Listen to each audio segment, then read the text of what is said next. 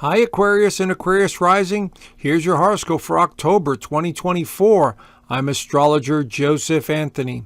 All right, we have a bit of a wild ride coming up in October. Now, I tried to warn everybody at the beginning of the year going into the fall. I said that this was going to be a very tricky time. We had some very tricky alignments coming in. And this month we have just that. And this is because we also are right in the middle of eclipse season. So last month in September, we had a lunar eclipse right here in Pisces in your second house of income and values. And so this had a lot to do with your belief systems, maybe letting go of something that's not working for you anymore, like a bad habit, a job, an income stream, an investment, whatever it was. You know, it's affecting you now in this month, because this month we have a solar eclipse in the ninth house, and it's going to be in Libra, another air sign like yours. So this is going to set you off in a new direction, a new sense of thinking. And so I'll get into that in a second. But overall, the energy this month is very strange. It's very tumultuous.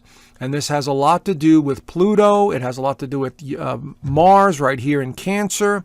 And, of course, your ruler, Uranus, which is also going retrograde right now, will be in an opposition to Venus in Scorpio up here. So it's going to be causing some tension. And everyone's going to be feeling it somehow, some way. So this reading is for anyone who has a rising sign in Aquarius or is a sun sign in Aquarius. This is a Western tropical reading using whole house systems. It's a very basic overview, okay? Because your birth chart, your actual birth chart is more accurate, but this gives you an idea of what's going on through the sun perspective, okay? So keep that in mind. So let's get started and dive into what's going on here. So as the sun is making its way through Libra with Mercury, you're having fun, you're socializing, maybe you're spending time with family. This is all very important right now, but you do have an eye on the bigger picture. Either stuff like the meaning of life, the purpose, you're traveling, or you're thinking about politics and how it's affecting you. I mean, we are in political season here, especially in the United States, but it's really affecting everyone worldwide. But this is usually a time where we want some peace and beauty when the sun is going through Libra. Now, the new moon eclipse in Libra on the 2nd highlights the same area. It's going to be at 10 degrees of Libra, so wherever that is in your actual birth chart, that's the one you want to look at. And this is suggesting a doorway, a pathway that's opening up for you in the next 6 months to a year, because eclipses can take that long to manifest. So the energy will be coming in very strong. You might feel a little bit more optimism. There could be some partnership potentials here, change of direction, traveling, maybe exploring a possible move, depending on your birth chart. But this is, your focus is primarily on the future and the greater meaning of things, especially with your current relationships. So that's going to be the theme here. Now, what makes it a little tricky this month is the aspects. So first we have the Mars square to this new moon. And so here we see that we have, Mars squaring the sun and the moon, which is a little bit tricky, and it has to do with the 6th house. So something to do with work and service and health are on the table here. All right, may cause a little irritation, some frustration, something to do with maybe a pet's health. And so it's your daily routine that is kind of throwing you for a loop. Then we have another alignment here to Saturn. Saturn is going to be in conjuncting this new moon. And this is what's called an inconjunct, which is 150 degrees away. And so this is one that's prone to inconsistencies, unpredictability, unrealistic expectations. And so here we have it in the 2nd house of income and value. So I'm going to say here, is there something going on with your job or your work or something that you're needing to pay attention to? Because this seems to be the theme, wanting to go in a new direction, but not quite sure where to go or how to do it or go about it. But fortunately, at the same time, we have a nice trine going between Venus, Saturn, and Mars, all in the water signs. So there's an emotional component taking place here during this new moon. So it's definitely an adjustment period, no doubt about it. And you'll be paying a lot more attention this month to your intuition and where you need to go in, what direction you need to go in, because this doorway is opening. Now, Jupiter will also go retrograde on the 9th, right there in the 5th house. So not a big deal. This is a slow move. It's a subtle feeling of revisiting the past because it's in Gemini, so you might be connecting with people or situations in the past during the next 4.5 to 5 months. I believe it goes direct on February the 4th of 2025. But while Jupiter is going through retrograde in Gemini in this 5th house, you'll have this feeling of, stuff from the past I need to complete, or I need to resolve, or I need to bring forward in order to resolve. And it could involve children or a loved one, because this is the 5th house, or a project that you've always wanted to work on, and all of a sudden now you have the opportunity to bring it forth. So this is what you have with this subtle, energy going backwards. So not a big deal.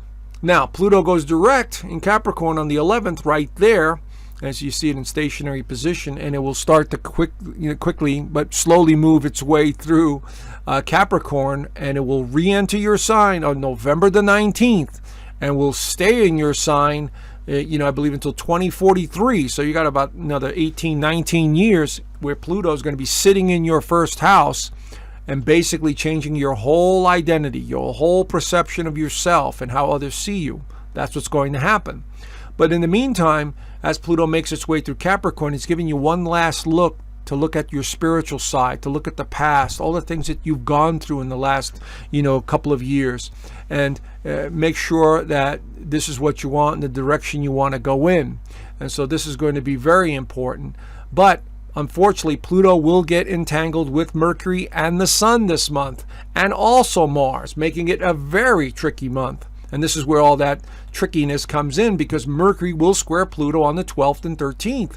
Here's Mercury coming into a square to Pluto at 28 degrees. So here we're starting to see the beginnings of a tension-filled conversation, or something to do with work, something to do maybe with what's going on in the crazy political theater. There may be something going on with the markets. But because it's in Libra, it has something to do with a current relationship or situation you might find yourself in. So, or lack of there. So this causes tension. This causes friction. Unfortunately, this is only for a day or two. So it's not a big deal. But unfortunately, right after that, on the 14th, we have Venus opposing your ruler, Uranus, getting entangled as well. So here's Venus in Scorpio opposing unpredictable Uranus in Taurus. And so here we're seeing something to do with the home, the foundation, feelings, and they're opposing each other here. And so this is a lot of tension in the air as we're getting through the middle of the month of October. And again, this could be something outside of our control, like the political stuff, the markets, something happening in the world at this time. I'm doing this, presentation in the middle of September. So we'll see how things unfold. Again, this is a very tricky time frame. So anything to do with money, career, home life, family dynamics, repairs at home. I mean, finances are definitely in the mix, because both signs, Scorpio and Taurus, represent finances, but they also represent values. So there could be this push and pull going on here with a current situation or relationship. We also have the Sun squaring Mars over here. Of course, this chart doesn't show it exactly, but it's still a square, which again showing a direction with a job or a current situation where you find yourself either overstressed or maybe needing to make a decision about leaving or going in a new direction. This is absolutely going to be on the table this month. Okay, so you could see how the energy is building, it's building, and it's not done yet. It's going to be through the entire month now. So the full moon in Aries is not going to help much either. This is going to be on the 16th and into the 17th. It'll be at 24 degrees of Aries. So wherever that is in your birth chart, it's going to light up that area. It'll be opposing the Sun. So we have this push and pull between a relationship or a situation you find yourself in and wanting independence. Now the problem here, once again, is Mars and Pluto are in the mix. This Sun is going to be squaring Mars. This moon is going to be squaring Mars, and they're both going to be squaring Pluto. So we have a giant T-square building again. So we're seeing tension, frustration, irritability. These are moments where we have catalysts for change. This is like pressure. It's like a volcano erupting, and pressure finally releases. And so we see a lot of this pressure coming in around this time of the month of October. So this has to do with your thinking. This has to do with exploration about your job, a transformation in a current situation, going in a new direction. So the pressure is going to be on. Okay, so you folks pay attention. I'm only saying this not to be negative or pessimistic. I'm giving you a heads up of the kind of energy we have at play this month. Now, Venus enters Sagittarius. This is, a little bit beneficial. It helps. Venus in Sagittarius is optimistic, and it's about the future. And so going through your 11th house, you'll be able to kind of resolve or get a better idea of what's going on, and you'll be able to either talk it out or process the information in a better way. So this is going to be a bit helpful with Venus in the mix here, slow the energy down a little bit to where there's a little bit of understanding. But unfortunately, sorry to have to say this, the Sun will square Pluto on the 21st. Now we have the Sun coming into a square to Pluto. And what makes it more intense is Mars is getting closer and closer to the opposition to Pluto. So now we have the beginnings of a T-square developing here between the Sun and, Mars. And it really didn't go away since the full moon, but now it's getting tighter and tighter to Pluto. And Mars is going to be an exact, I believe it's the beginning of November, Mars will be exact Pluto. So events that are going to happen on the political scene or in the cosmos or with the economy are definitely on the table here. There may even be military intervention in some way. I've made this prediction before. I'm going to stick to it because that's the kind of energy that may affect us, And so if that happens, it would absolutely inadvertently affect us. But there's a lot of tension here, a lot of transformation. The Sun enters Scorpio on the 23rd, right here. It's in the 10th house of career and status. And so now you're taking your decisions more seriously, and there's a lot more intensity to your decisions and passion. And so for the next 30 days or so, the Sun will be making its way through the 10th house. And so you're taking charge or need to take charge of your career or the situation that you find yourself in that needs to be resolved. Okay, so there's definitely more of an energy there. Now, we leave the month with Venus squaring Saturn. So again, you can see how we have some weird energy here. Here's Venus in Sagittarius squaring Saturn right here. And they're at 12 degrees. And we also have the transiting moon opposing and making another T-square. And Mars has gotten closer to Pluto opposition. So we're seeing again some sort of tension with the direction of friendship, an organization, and financial matters. Okay, something to do with maybe investments, or you were promised something and you didn't get it. There's definitely a financial component here.